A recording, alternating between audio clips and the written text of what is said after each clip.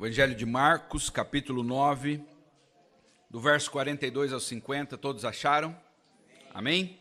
Diz assim: quem, porém, fizer tropeçar um destes pequeninos, que crê em mim, melhor seria pendurar no pescoço uma pedra de moinho e ser jogado no mar.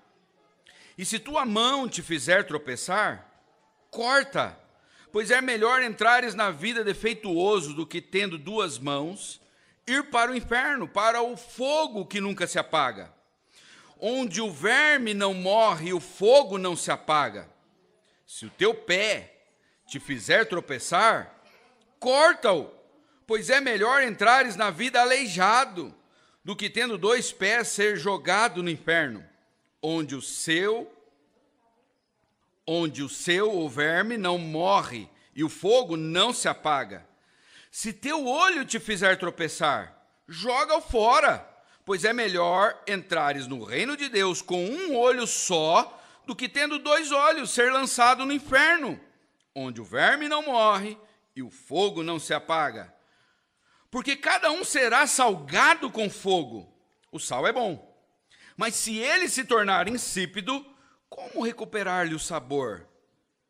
Tende sal em vós mesmos e preservai a paz uns com os outros. Amém? Vamos orar mais uma vez. Senhor, eu quero te agradecer, Pai, pelo privilégio de pregar para as ovelhas que o Senhor comprou com seu sangue. Te louvo, Pai, por este privilégio. Quero também pedir que o Senhor nos ajude nesta manhã a conhecermos mais Jesus Cristo, a vermos a beleza de Jesus, a conhecermos mais da majestade de Cristo. Esse é o nosso pedido, em nome de Jesus. Amém. Irmãos, nossa sociedade, ela está sempre à procura de um tipo de redenção. Existem épocas em que a ênfase é a economia. Olha, nós vamos resolver o problema da sociedade através de um modelo econômico. Nós vamos redimir a sociedade, nós vamos melhorar a sociedade. E tentaram isso através do socialismo, estão tentando isso através do capitalismo, e a gente sabe que nada disso tem salvado a humanidade. Tem épocas que é através da educação, através de políticos, as pessoas criam certos tipos de messias. Se esta pessoa assumir o governo, então a nossa sociedade será melhor. Tem época que é a questão física, vamos cuidar do corpo, vamos nos preocupar com a nossa alimentação, então isso aí vai redimir a sociedade. E hoje tem sido dada muita ênfase a essa questão. Existem os veganos, muitas academias, e eu não sou contra isso, irmãos, certo? Não é essa a questão. O problema é olhar para estas coisas como redenção, como a solução para a humanidade. E às vezes, todas essas coisas que eu citei, elas acontecem simultaneamente. Às vezes, a ênfase é na economia, na educação, na política, na estética, tudo isso ao mesmo tempo. As pessoas colocam a fé nestas coisas. Hoje nós vamos ver que Cristo ofereceu o seu corpo santo, para que o nosso corpo fosse santificado. O que vai e o que redime a sociedade é o corpo santo de Jesus, certo? Então nós vamos ver que Cristo ofereceu o seu corpo santo, para que o nosso corpo fosse santificado. Em primeiro lugar, nós vamos ver que nós podemos usar o nosso corpo para fazer outros tropeçarem. Olha o versículo 42. Quem, porém, fizer tropeçar um destes pequeninos que crê em mim, melhor seria pendurar no pescoço uma pedra de moinho e ser jogado no mar. A palavra tropeçar aqui é levar a pecar. Jesus está dizendo que é possível que nós usemos o nosso corpo para fazer alguém tropeçar, alguém pecar. E ele diz, um destes meus pequeninos. Aqui seria os menores na fé, os novos convertidos. Ou também uma referência às crianças mesmos. E aqui ele usa um outro termo interessante. Ele diz: se você fizer um dos pequeninos tropeçar, uma criança ou uma pessoa nova na fé, é melhor você pegar uma pedra de moinho. A pedra de moinho era uma pedra enorme, irmãos. Tanto que para girar essa pedra de moinho, era preciso um animal. Tinha que ser um animal de carga, tão pesada que era esta pedra. E ele diz: se você fizer um novo na fé, ou mesmo uma criança pecar, se você induzir essa pessoa a pecar, pegue uma pedra, amarre no seu pescoço e se jogue no mar. É melhor você fazer isso. Nós vamos para a Bíblia e nós veremos que vários homens levaram, não só algumas pessoas, mas nações inteiras a pecar. Quando você vai para a Bíblia, você vai ver isso.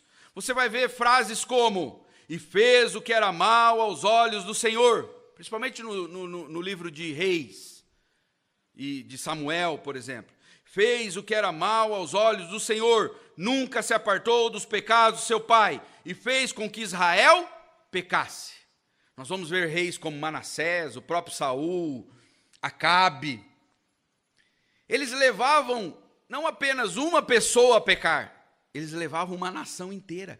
É possível, irmãos, um homem levar uma nação inteira ao pecado. A Bíblia nos mostra isso. Nós vamos ver isso na nossa sociedade. Pessoas de influência, levando o povo a cometer coisas que talvez não cometeriam, se não fossem por sua influência. Eu não sei se vocês viram o depoimento desse transexual que joga vôlei, né, de Bauru. Ele falou o que inspirou ele. Vocês viram? Uma novela da Globo. Uma novela o inspirou a ir para a Europa fazer a cirurgia de retirada de sexo. Uma novela. É possível fazer, através de uma novela, de uma música. Vocês se lembram dos Mamonas? O que eles colocavam na boca das crianças? É possível fazer não só uma pessoa, mas uma nação inteira a pecar através de uma novela, através de um exemplo. Quando a Xuxa, ela se tornou mãe solteira e mostrou que isso era natural, não precisa ter um marido para ser mãe. Ela influenciou toda uma nação de mulheres. Falou: olha que legal.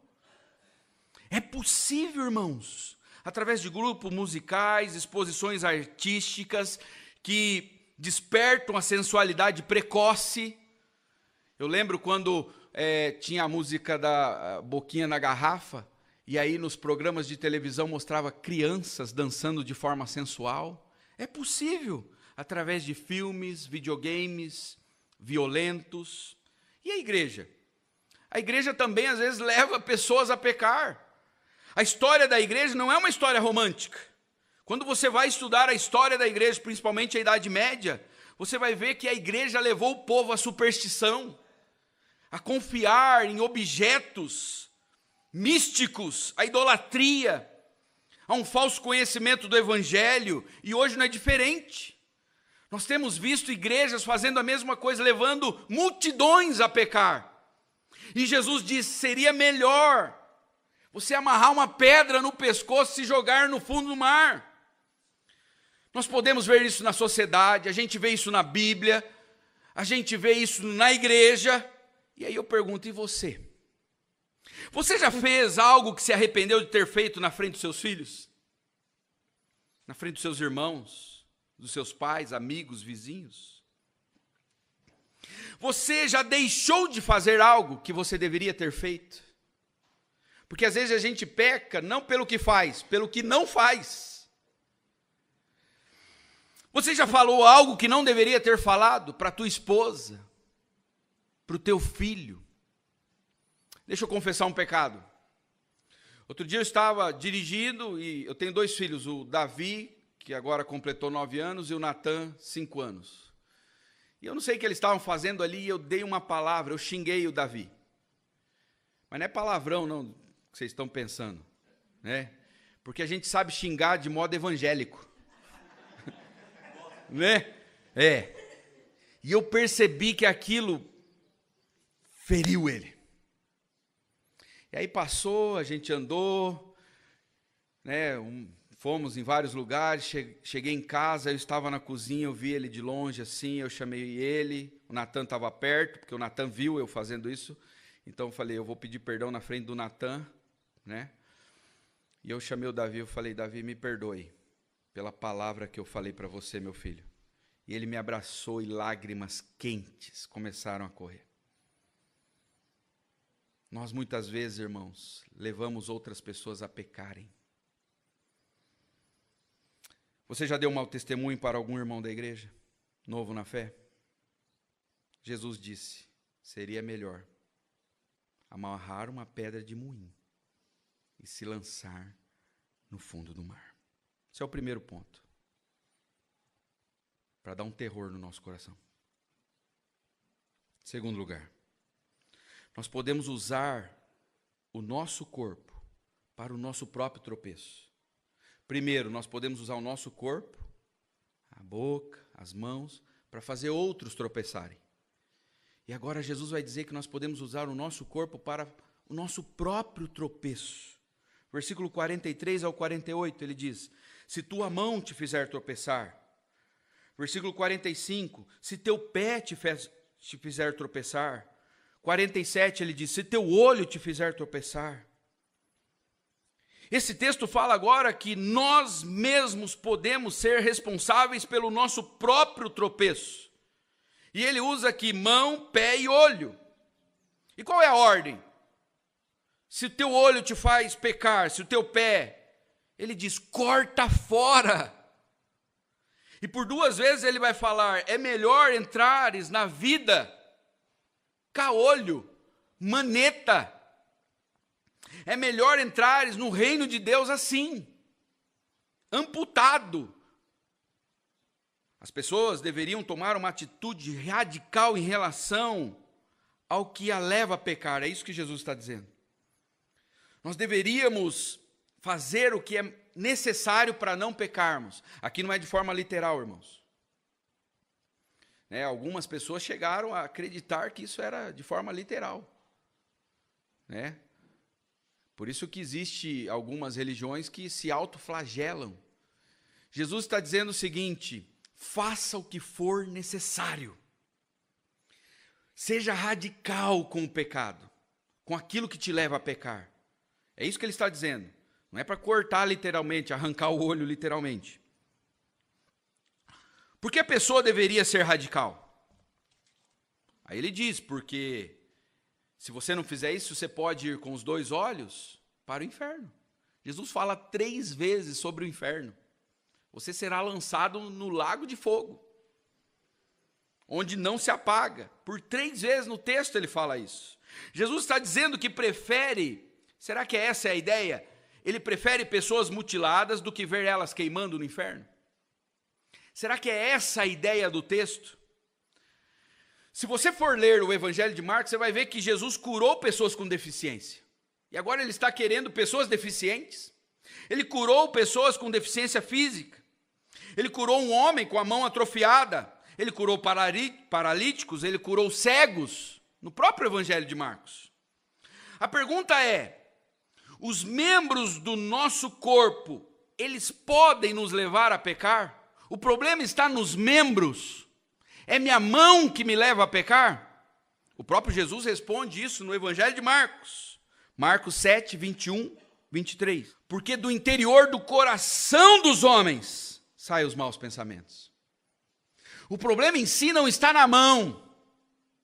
O problema é o coração. É do coração que saem os maus pensamentos, os adultérios, as fornicações, os homicídios, os furtos, a avareza, as maldades, o engano, a dissolução, a inveja, a blasfêmia, a soberba e a loucura. Todos estes males procedem de dentro e contaminam o homem. Então, o que Jesus quis dizer com cortar? Deveríamos fazer de tudo para não tropeçarmos. É isso que Jesus está nos ensinando. Agora, a pergunta mais crucial é, É possível não tropeçarmos na nossa caminhada cristã? Será que é possível não tropeçarmos em momento algum?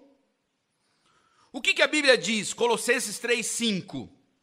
Assim faça morrer tudo que pertence à natureza terrena de vocês: imoralidade sexual, impureza, paixão, desejos maus e a ganância, que é a idolatria. A Bíblia diz: faça morrer.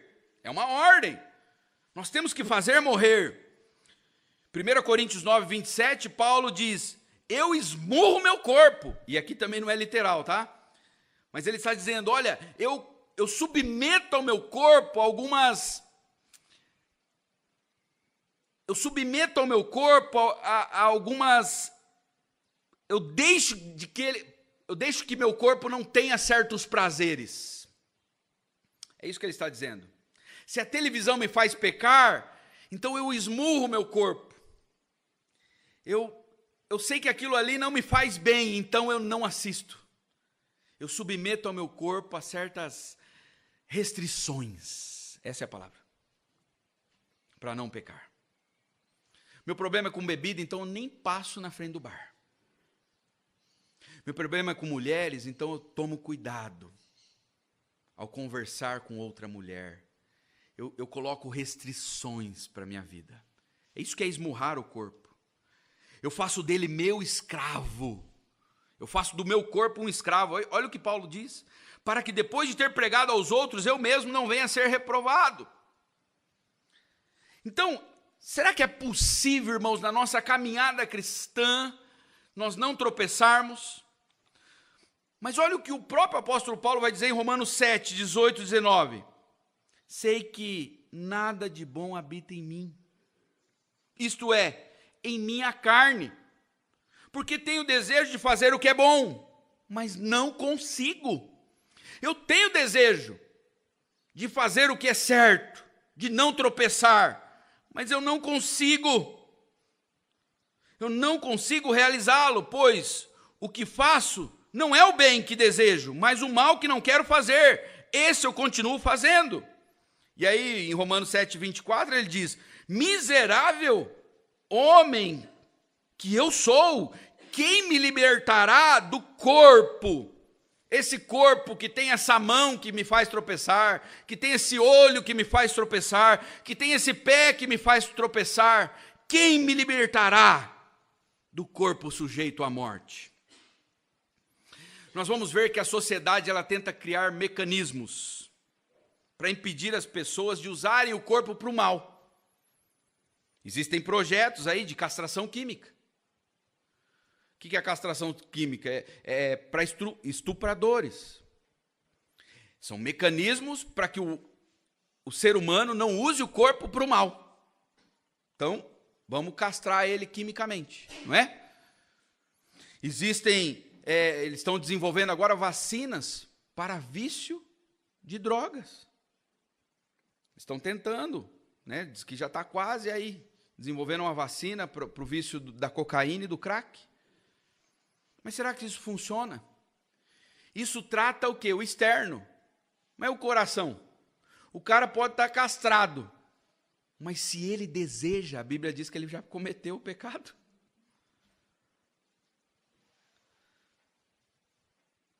Não é isso. E você? Eu pergunto para você nessa manhã, os membros do seu corpo já te levaram a pecar? Você já usou os membros do teu corpo para o pecado? As mãos, para agredir alguém? Para não ajudar alguém? Você já deixou de estender a mão? É pecado. Você usou a sua mão para o pecado, se você não estendeu ela para ajudar alguém. Você já fechou sua mão para a oferta? Avareza? Isso é usar a mão para o pecado. E os olhos? Seus olhos já foram usados para a imoralidade? Para ver o que não deveria ver? Para a inveja? Olhar o que o outro tem e desejar? Para olhar o que há de pior nas pessoas? Não, talvez eu não tenha inveja de ninguém. Eu nunca usei meu olho para imoralidade, mas eu uso o meu olho para enxergar o que há de pior nos meus irmãos. Eu sou expert em enxergar pecado. Isso é pecado também. A Bíblia diz, se seus olhos forem bons, todo o seu será bom. Você já usou os seus pés para ir em lugares que você não deveria? Ou você já usou os seus pés para não ir em lugar que você deveria ir? Às vezes Deus nos chama para ir a certos lugares e nós não vamos. A casa de um parente, pregar o evangelho para ele. Às vezes Deus está nos chamando para o campo missionário e a gente não vai. Isso é usar o pé para o pecado. E às vezes a gente vai em lugares que não deveria. Não deveria passar em certas ruas, não deveria passar em certos lugares. Quem nunca usou? Você já tentou ser radical com os membros do seu corpo e não conseguiu? Não, eu vou ficar um mês sem ver televisão. Celular, Facebook, internet. Eu vou lutar contra a minha carne. E aí passou um tempo, daqui a pouco você teve recaída e viu de novo que não deveria ter visto, não conseguiu. Às vezes é igual ao regime, né? A gente fala, não, eu vou lutar contra o meu corpo. E quando você vê, você está ali fazendo de novo. Pois bem, Paulo também. Mesmo esmurrando o seu corpo, às vezes ele tinha recaídas. Agora, irmãos, isso não é uma licença para nós pecarmos. O fato de nós não conseguirmos não é uma licença. Muitos pecados você já venceu. Olha para a tua vida, para a tua história. Olha para trás, vê quantas coisas você fazia e hoje você não faz mais. E outras você ainda está lutando contra elas. E às vezes uma coisa interessante acontece. Pecados de 20 anos atrás, às vezes volta. Você fala, gente, isso aqui já estava resolvido. Isso não acontece? Como que eu sei que isso acontece? Primeiro, porque eu tenho uma Bíblia. A Bíblia mostra isso. A Bíblia não esconde o pecado de Davi, de Sansão, de Moisés, de Pedro. A Bíblia não esconde. Eu sei que isso acontece, primeiro, porque eu tenho uma Bíblia. Segundo, porque eu olho para a minha própria vida. Eu vejo isso às vezes acontecer comigo. E terceiro, porque eu sou pastor. Eu vejo isso na minha igreja. Os membros lutando. Pastor, mas como que pode? Então, em primeiro lugar, nós podemos usar o nosso corpo para levar outros a pecarem. Nós podemos usar o nosso próprio corpo para o nosso próprio tropeço. Em terceiro, nossos corpos precisam ser purificados até que Cristo venha. Versículo 49 e 50 diz, porque cada um será salgado com fogo. Nós seremos salgados com fogo. Como que é isso? Sal com fogo? Né? Nós seremos chamuscados. Porque o fogo purifica. Nós seremos salgados com fogo. A nossa mão nos faz pecar, então Deus vai salgar ela com fogo. O sal é bom. E ao sermos salgados, nós também nos tornamos sal. É isso que ele está dizendo. O sal é bom, mas se ele se tornar insípido, como recuperar o sabor? Tende sal em vós mesmos e preservai a paz uns com os outros. Nós somos purificados com fogo e nós temos que ser sal. Não pedra de tropeço. Nós temos que ser sal para os outros, para que a gente tenha paz uns com os outros. Você tem sal? Você tem sido sal? Você tem sido aquele que preserva o outro de pecar? O sal, ele impede o apodrecimento. Quando os membros do nosso corpo, eles nos levam a pecar, os membros apodrecem. Agora, se a gente é sal, a gente está preservando as outras pessoas. E preservando a nós mesmos. Você tem sido sal? Você tem sal?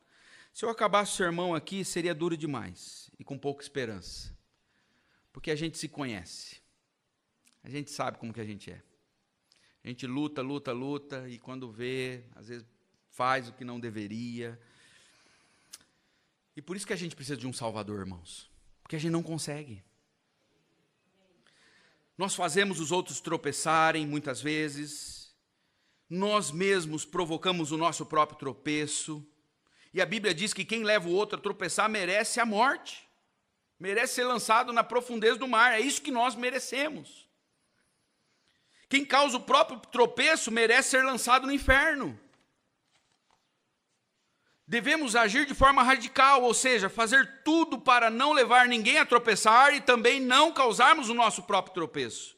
Mas nós já vimos que nosso corpo muitas vezes nos engana.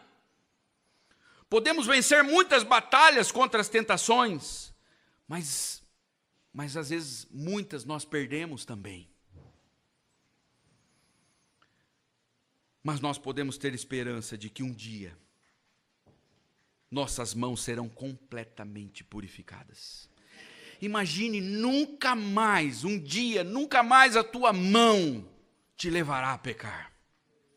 Um dia os seus olhos serão completamente purificados.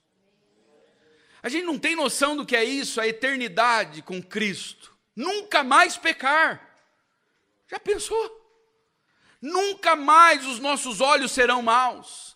Nunca mais nós usaremos a nossa mão para fazer alguém tropeçar ou para o pecado. Nossos pés não serão usados para o mal, mas nós correremos e saltaremos na presença de Jesus.